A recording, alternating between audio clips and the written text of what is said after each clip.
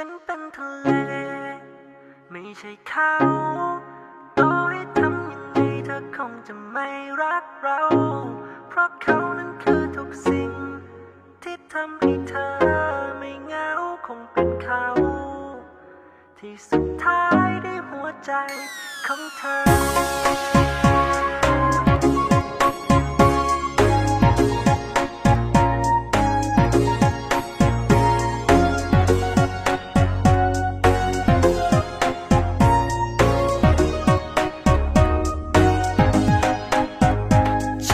ฉันมันเป็นทะเล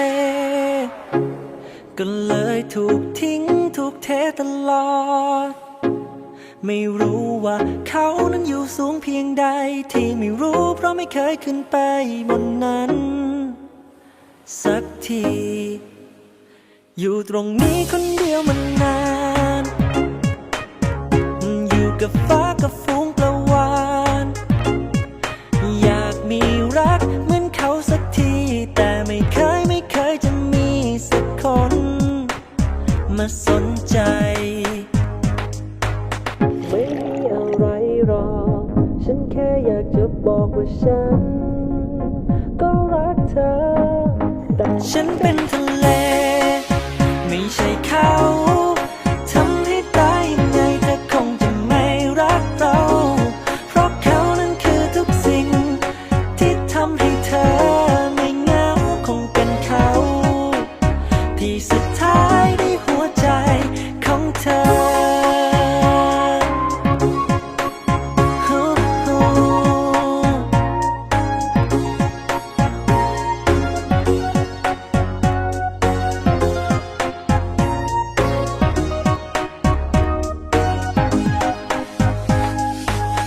มองเธอข้างหลังตอนเธอกำลังขึ้นไปก็รู้ว่าเขานั้นอยู่สูงแต่เธอกลับไม่สนใจ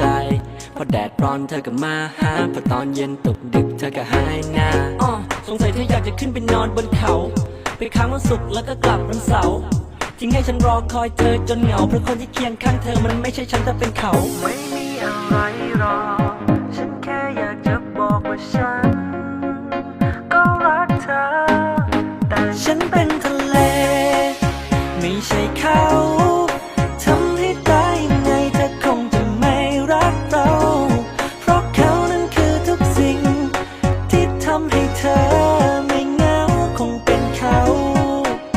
ที่สุดท้ายได้หัวใจแต่ฉันของเธอไม่ใช่เขาทำให้ตายยังไงเธอคงจะไม่รักเราเพราะเขานั้นคือทุกสิ่งที่ทำให้เธอที่สุดท้ายได้หัวใจของเธอ